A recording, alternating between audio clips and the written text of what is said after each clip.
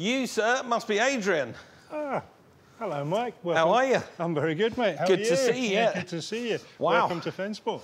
Looks like I'm in the right place, doesn't it, hey? Yeah, this is what we do. Yeah, I can see that. So you specialise in making what it looks like Toyotas go faster. We do, yeah. I've been doing it for a long, long time, and GT86 is one of our specialities. Why didn't Toyota or Subaru do it themselves? Toyota's version of a sports car is a high-revving, really responsive, nice throttle response, etc.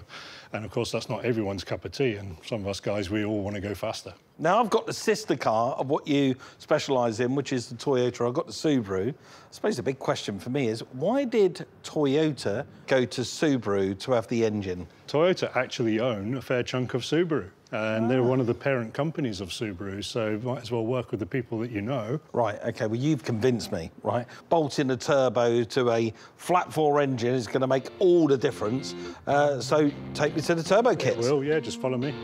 The best bit about adding a turbo is that once Elvis has it bolted to the engine, he can tune it to deliver the extra power exactly in the rev range where we want.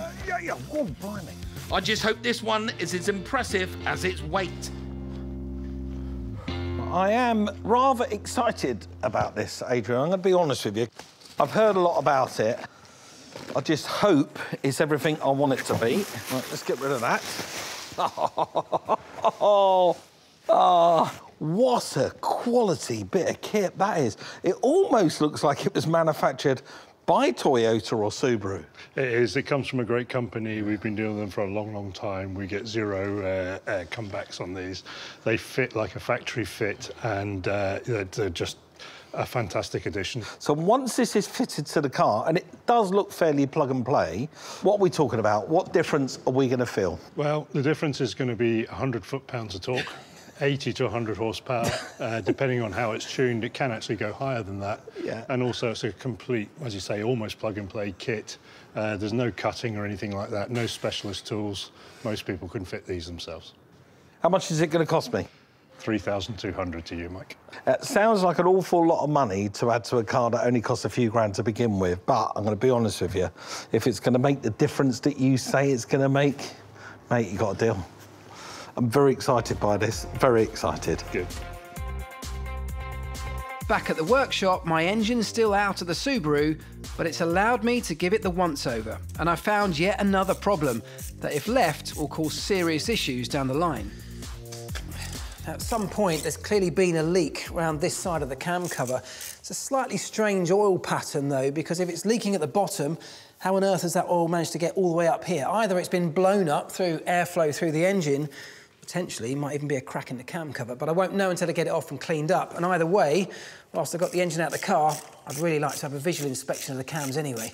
So let's take it off and see what we find.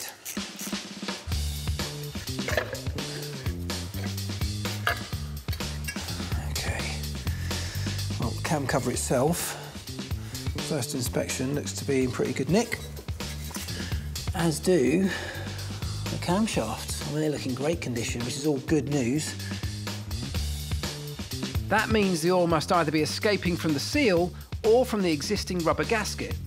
So I'll need to swap that out and remove the old silicone sealant from the edges to ensure a perfect fit when everything goes back together.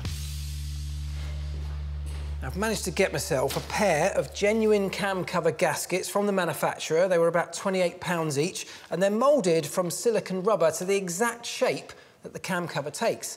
However, when they're stuffed into a packet and left on a shelf for some time, as you can see, they become slightly misshapen, they become twisted, and they kind of set in that shape.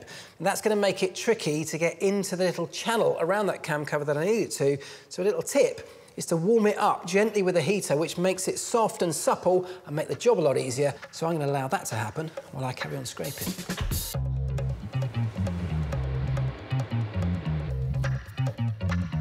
After a few minutes, my new gasket should be as flexible as a gold medal gymnast and ready for me to mould back onto the cam cover.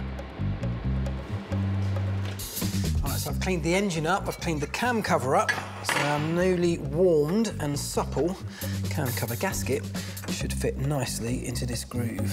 Okay. Lovely. Nice. Perfect. The gasket follows the contours of the engine perfectly, but to guarantee a lasting seal, I'm using an RTV, which stands for room temperature vulcanizing sealant. Then it's all a matter of squishing the cam cover back on and screwing it together.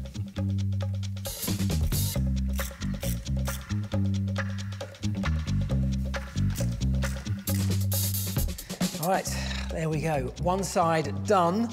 One more to go, of course, and I want to give the whole thing a good clean up, and then we can crack on with this great project.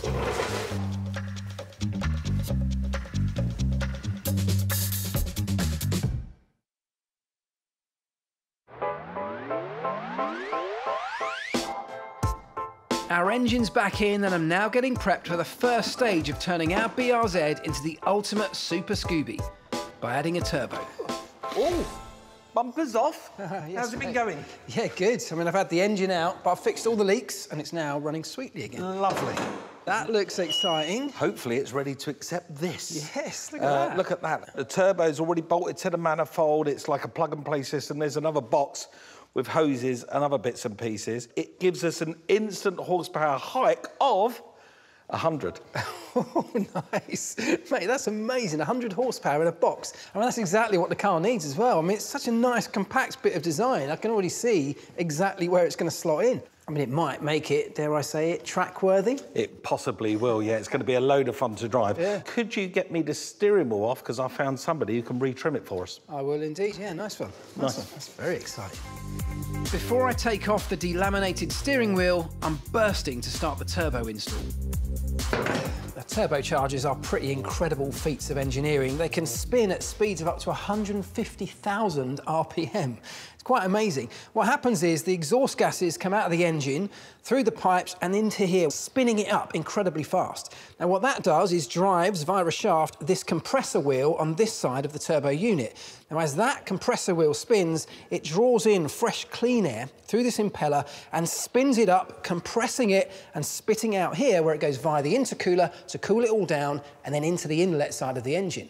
Now, that's important because if we take this pint glass to represent the fixed volume of our combustion chamber, we can only get a certain amount of air molecules into that space where we can mix it with fuel and burn it to generate power. Now, these packing peanuts here can loosely represent air molecules. I've got 25 of those into that space. I can't really get any more. And that sort of represents our naturally aspirated engine setup. However, if we want to get more power out, we can't change the size of our combustion chamber. What we can do is compress those packing peanuts down so they take up far less space. That's the same 25 packing peanuts, but you can see how much less volume they now take up, which means that if we compress more of them, we can get a whole load more in. And if we mix that with more fuel, it's very clear we're going to get more power out. It's time to get the turbo on the car, and I'm starting in the area where we had the oil leak that was dripping onto the exhaust pipe. I'm just applying a bead of high temperature sealant around the edge here to prevent that leak from happening again, and then I'm going to bolt it to the end of the cam cover, after which the turbo oil scavenge pump will then bolt to the end of this.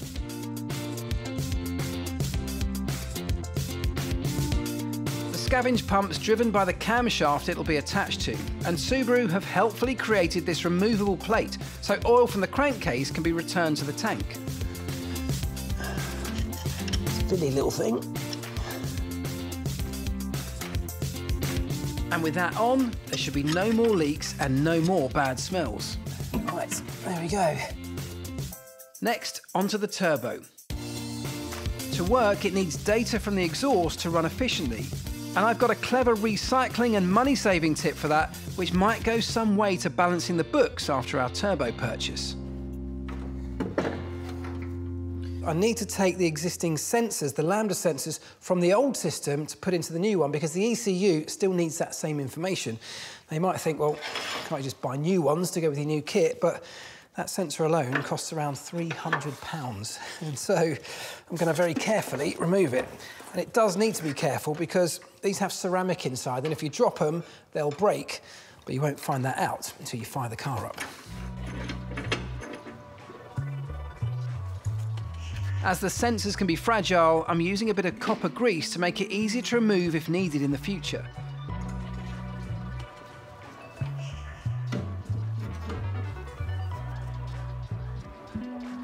And now for the exciting bit. The turbo manifold itself, which fits to the bottom of the engine. Here we go then. 100 horsepower in one go.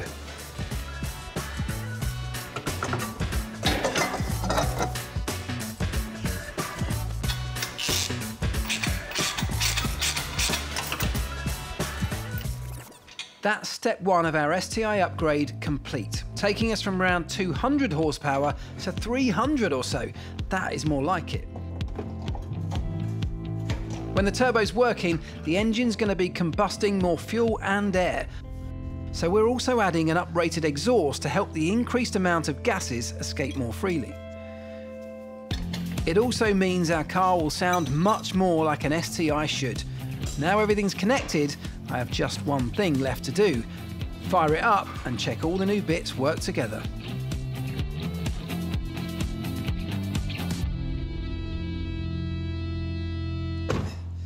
Right, moment of truth. Here we go.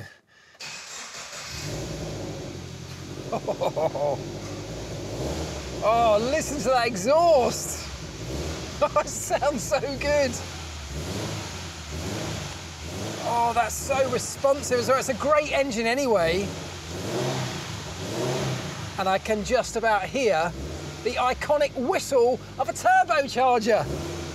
Oh, this is going to be so good when we get out on the road. Oh, my goodness. This car is now well on its way to becoming the BRZ STI it maybe should have always been. Love it.